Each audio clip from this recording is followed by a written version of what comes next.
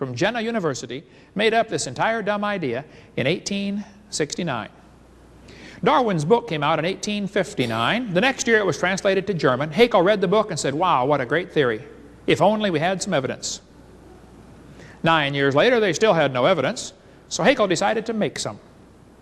He was an embryology professor. He's taught how embryos develop, so he took a drawing of a dog and a human embryo and changed them, made them look just alike, and said, see, this proves we have a common ancestor with dogs. Well, nobody caught on or stopped him, so he did a bunch more. He took drawings of all kinds of different animals and faked them, and he made them all look very, very similar. Haeckel made giant posters of his fake drawings and traveled all over Germany and told everybody, you ought to believe this new theory because we've got the proof right here. After all, he's a professor of embryology. He wouldn't lie, would he? And how many folks back then had microscopes to check him out? We're talking creatures about this big, you know. Haeckel just about single-handedly converted the Germans to believing in evolution, which led to the obvious conclusion, hey, if evolution is true, then maybe one race has evolved farther than the rest. I wonder who it is. Must be the Germans. We'll see where that led on tape 5. On top are Haeckel's fake drawings. Underneath are actual photographs of what he claimed he was drawing a picture of. Haeckel lied deliberately. His own university held a trial and convicted him in 1875. He said, I should feel utterly condemned, except hundreds of biologists lie under the same charge. Everybody else lies, so it's okay for me to lie too. Haeckel's biogenetic law is as dead as a doornail, folks. It's not true. It never was true. Proven wrong, 1875. It's not true. He was convicted of fraud. His own university held a trial and convicted one of their own professors of lying. But his drawings are still used in textbooks in your county tonight. Proven wrong 125 years ago. Darwin wrote his book, 1859. He predicted evidence would be found. 1869, Haeckel faked the drawings. 1875, he was convicted of lying. But his drawings are still in textbooks 125 years later. Now, I know it takes a while for textbooks to get up to date. But I think 125 years is long enough. They're still teaching this stuff in textbooks all over the world. This one says, if proof of evolution from a common ancestor because of the gill slits on the human. This is simply a lie. Here's a year 2000 textbook teaching it. 2001 junior high textbook. The similarities provide evidence that these three animals evolved from a common ancestor. What similarities, teacher? Don't you see they have tiny gill slits? Folks, this is a lie. Why are we still teaching this to our kids? Here's a 2000 college textbook. Similar, humans and fish embryos resemble each other because humans and fish share a common ancestor. This college textbook says the human has gill pouches. Biology, Arms in Camp, one of the worst ones there is, shows a 5 to 6 week embryo, but then it says by 7 months the fetus looks like a tiny normal baby, but it's not. It's not a baby at 7 months. Hello? It's a human at conception. Every doctor knows that. 34% of babies born at 5.5 months are going to survive. Maybe you heard about the lady that had surgery on her baby before it was born. They cut the mother open, cut the uterus open, and there's the baby holding the doctor's finger, 5 months along. Let's see, the angel of the Lord said, behold, thou art with fetus. No, I believe he said you are with child, didn't he? Hey, did you know it's a child before it's born? God knows that.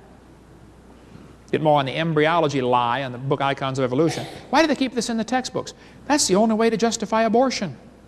They want you to think it's just a fish or an amphibian. You're not killing a child, you're killing a fish. That's why it's in the books, folks. Somebody wants to reduce the population of our planet. His name is Satan. We'll cover more on that on video number 5 about the effects of this evolution. Welcome back to Truth Seekers. If you guys would like to call in, there are the phone numbers up there. We've got 2 lines tonight. Again, it's December 15th, 2007 here in Portland, Saturday night.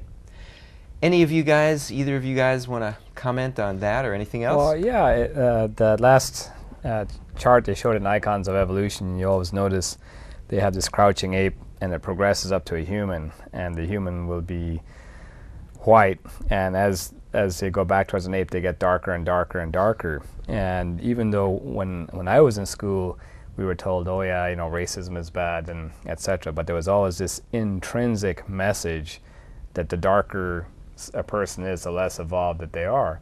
And I remember in 1977,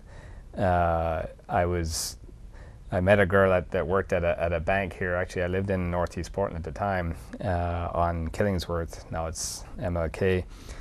And we had got friendly enough to where we thought about going out. And I remember stopping and thinking, but if this goes somewhere and we get married, my children will be taking a step back genetically. So even though I didn't consider myself a racist, because of this kind of teaching, I was. And so I didn't, you know, I never pursued that relationship or went beyond that, just because of it. And the schools can say, oh no, we're against racism and all this stuff, but when they feed this kind of information to children, you're subliminally telling them that white people, and of course Hitler, you know, I mean, it's, when he's looking at this same stuff, it's like, well, who's at the top of that chain? The white guy. So you were learning this in Ireland at the same time we were learning this here in the States, yeah, of course. in you know, because I like biology, and I took all that, and I didn't realize I was a racist, but I just assumed, because that's what they're always showing. So they don't openly say that whites are better than blacks. They say that we shouldn't consider blacks less. And then your thought as a child then is, why are they telling us that we shouldn't consider them less, unless there's a reason why maybe they are? And that's intrinsic to evolution. Even National Geographic, they always have that same thing. The more evolved something is, the whiter they show it. Now, they never found any color on these skeletons. That's always an artist's rendition.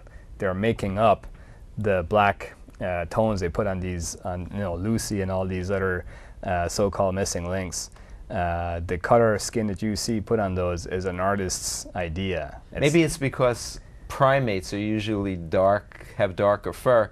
If all the primates had albino fur, well, there's a silver they'd white, have a you know, problem, right? Yeah, but there are great white apes. Yeah, there are there, but it's just, so why do they always show that the less advanced something is, the blacker it is? It's just like this. It's a racist religion. That's what I think evolution is. Satan wants people to kill each other, and so this goes on. Yeah. Let me see, I was going to make a comment relating to that. The opposite is actually true. If a white person marries a black person, they increase their genetic knowledge, because as each race splits off, just like if you develop a purebred dog, it actually is more prone to disease because it doesn't have any, if it has a heart problem, say, and you cross it with another dog and you get a mongrel, but this one has good genes for a heart, then you end up with a better breed, and mutts are usually healthier than thoroughbred dogs. So you actually, the opposite of what a person that thinks in evolution is true. If they marry interracially, they increase the genetic information that's available in the children. So, but evolutionary thinking would tell you, oh no, you shouldn't do that. Yes. I had the thought and it escaped me again. Sorry. Not as sorry as I am. Let's see, what I was going to share was, Hovind gets into this too, that the term race is not used in the Bible, of course. Scripture says that God is made of all nation, of one blood, all nations. And so the word race, there's no such thing. We're talking skin color. And humans are humans no matter what. Now, later in this video, Hovind, we may get into it or not, but Hovind talks about Margaret Sanger, who started Planned Parenthood.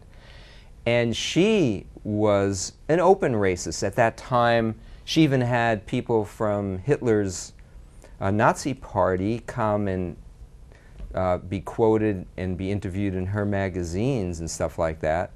And she talked about also eugenically creating superior races, just as Hitler did with his whole Aryan thing, all based on the evolutionary theory and lie. Yeah. And you know, the Bible's always right, folks.